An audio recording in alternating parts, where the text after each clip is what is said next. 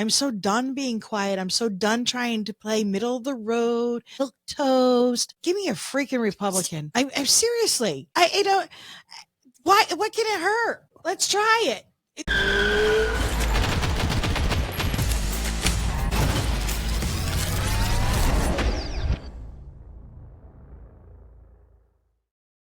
Welcome to Lock and Load Podcast. My name is Josh. And I'm Michelle. And we talk to you about Connecticut 2A issues.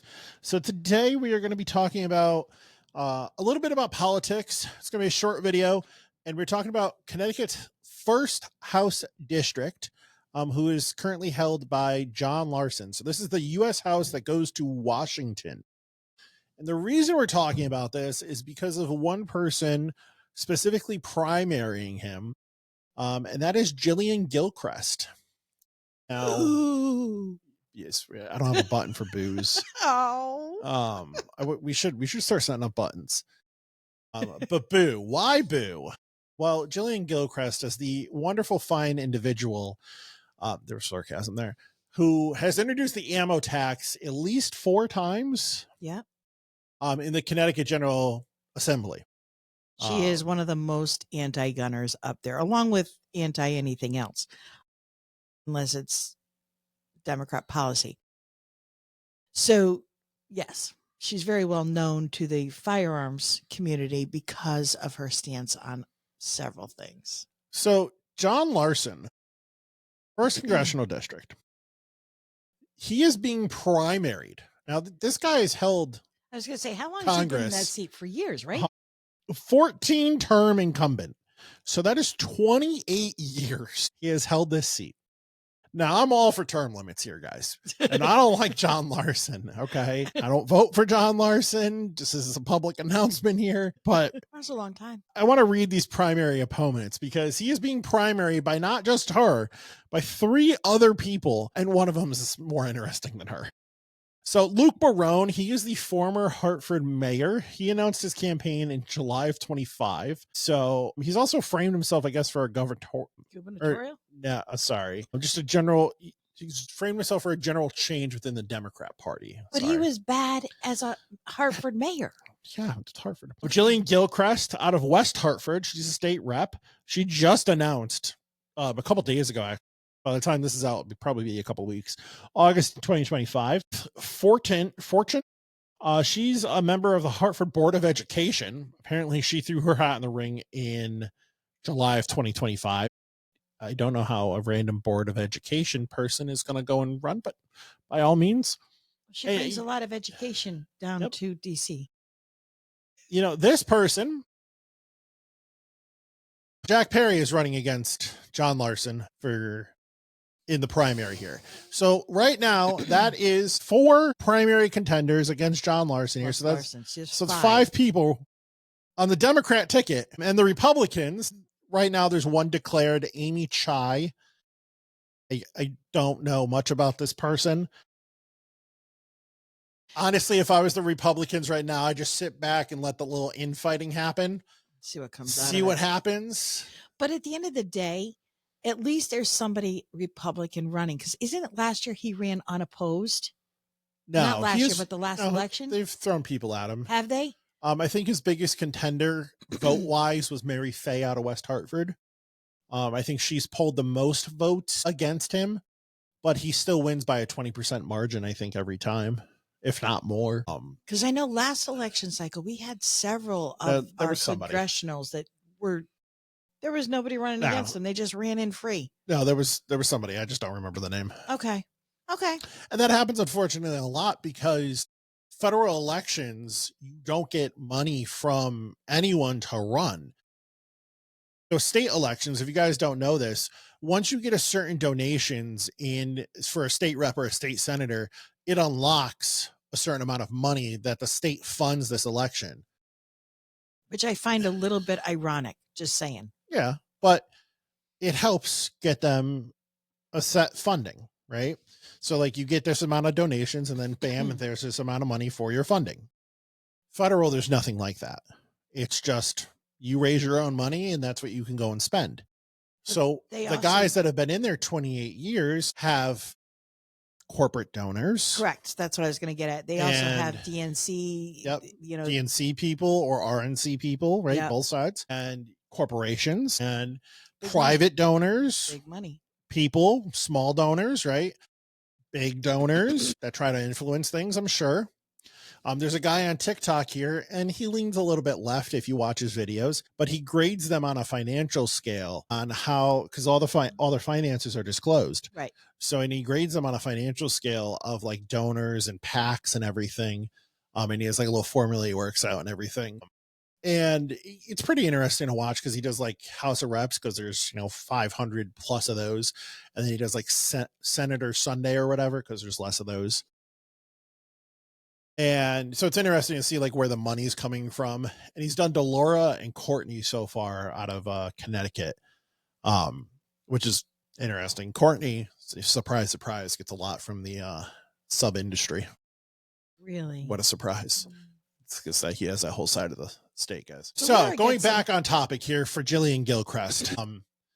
Maybe get her out of the state. Yes, not that I want her down in DC, but we already have a bunch of people that aren't listening to us in DC. So at least maybe same thing. Maybe we could get a Republican in her seat. I don't know. It is West Hartford. They tend to really like her for some reason. Yes. So we shall see. If you don't know who she is, feel free to check her out. She does videos on Facebook all the time. Instagram too. That's where I saw her campaign announcement. Yes. My husband actually calls her Forehead. So that is her nickname, is Forehead. So just keep that in mind when you find her. Sorry, Josh, did I do it again? She did have a big forehead. Well, and she accentuates it. With the camera angle, the hair, everything. Yeah. It's bad. Those angles. Gotta get those angles. Yeah. But she's all out there.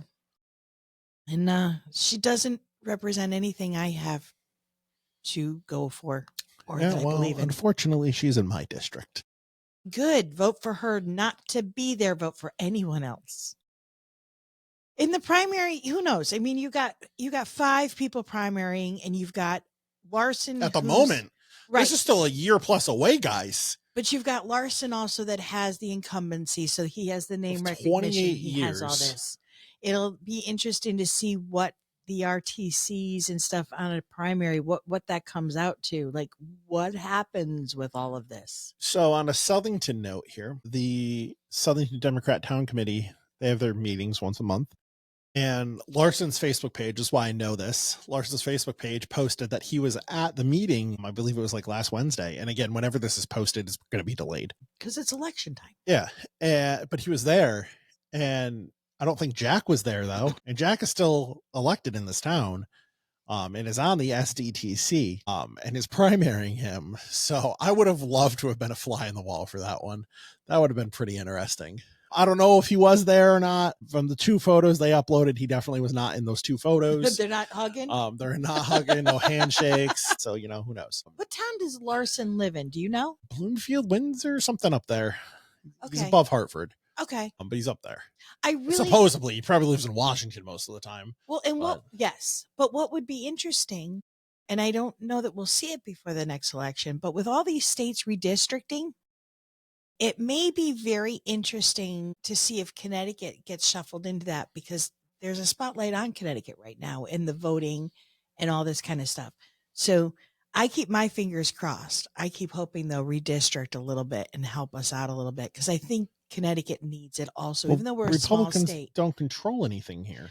Well, we're a small state, but between the per capita in the urban areas and the way that they've district out those areas to all encompass and outnumber the red areas of the state, it would be interesting to see if a redistrict would help. This is all hopes and prayer, hopes and dreams on my part, guys. Understand that. But it is something that I'm watching and crossing my fingers for. He was born in Hartford, but I don't know where he currently lives. Okay. Well, he lives in the district somewhere. Yeah. Yep. He has to. Or, supposedly has to. So does Murphy, but there we can. Yeah. Somewhere over there. He probably has property somewhere. Pretends to. Or rents. Yeah. One of those options. But, you know, we'll find out what happens. It does seem, and I don't know, maybe it's just because I'm paying more attention, that the congressional seats are getting a little more attention this coming cycle. I think a lot of it is I've been watching. So I don't watch just one news media. I watch both sides and the middle, and then I go digging. So I do my own research in between. And I'm even on the liberal medias, they're saying the Democrats are scrambling, that they're in trouble right now. Now, I don't know what that means for Connecticut. I can see them. I mean, they're acting like children, pounding their fists and, digging in their heels and down to sanctuary state. Well, we're not a sanctuary state. That's nowhere in our laws, except your laws define sanctuary.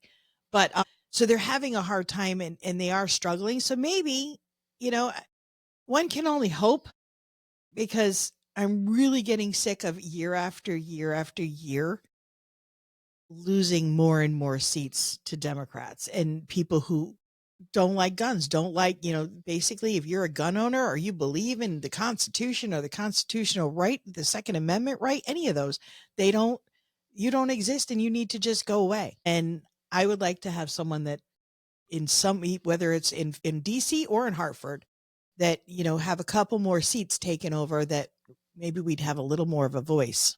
It would be great. I know in George Austin is also a candidate in the 2nd Congressional District, who is another Republican. There's a Republican already challenging. Is Delora in the 2nd? I believe that's the 2nd. I think that's mine. So whoever's in the 2nd Congressional, there's now 2 Republicans in that race. Good. I know it does seem like Jonathan DeBarros, who is on, it does seem like the RTC or GOP, CTGOP is going to go and put up a candidate against him. I would, knowing the GOP in Connecticut, I would pretty much bank on it. But I got to say, I'm watching him and I'm watching where he's out and I'm watching him be very vocal. And he's a little too vocal on some things. He is. But you know what? Between nothing, if I was in his district, I'd vote for him because I'm ready for vocal. Yeah. I'm so done being quiet. I'm so done trying to play middle of the road, milk toast. Give me a freaking Republican. I'm seriously. I don't. Why? What can it hurt? Oh. Let's try it. It's not like they're going to be outnumbered. It's not like we're going to get. And if it doesn't work, guess what? Try something different in 2 years. Right. And it's not like, even if they got elected, like everybody's like, oh, can't have the bad Republicans. Oh my God. We're still going to be outnumbered. There won't be all bad radical Republicans. There's just going to be a few stronger Republicans for our rhinos to play with. Yep. Yeah. So what do you guys think about Jillian Gilchrist? Do you think any of these contenders stand a chance against John Larson? I know that it wasn't really 2A issue, but it was, because she's very anti-2A. And do you want us to talk about the governor? Because, that's starting to heat up here, guys. And if you do you want us to try to get some guests on? That is a question we are considering. So, but you got to have the engagement, guys. So subscribe, like. The more people that watch this, the bigger our channel grows, the more influence we can push out and be like, hey, you should come on our podcast because people are going to watch this. So reach more people. So yeah, it does help. We are getting up in the subscriber count, which is absolutely fantastic. I appreciate it, guys. Hit subscribe, hit like, and hit the little notification bell somewhere over here. I don't know, it's somewhere down there. And if you watch this on a different platform, do the same thing. However you go and do that as well. Like and share. Share would be really cool too, guys. There's a share button down there. And all of them. Go to Facebook or Instagram or Twitter or YouTube. You can share. Yeah, or LinkedIn or I don't. Pinterest, is that a thing? I don't know. There's a lot of things down there. I don't think Pinterest does this. There might be a button down there. Who knows? Anyways, my name's Josh, and I'm Michelle, and we see you guys next time.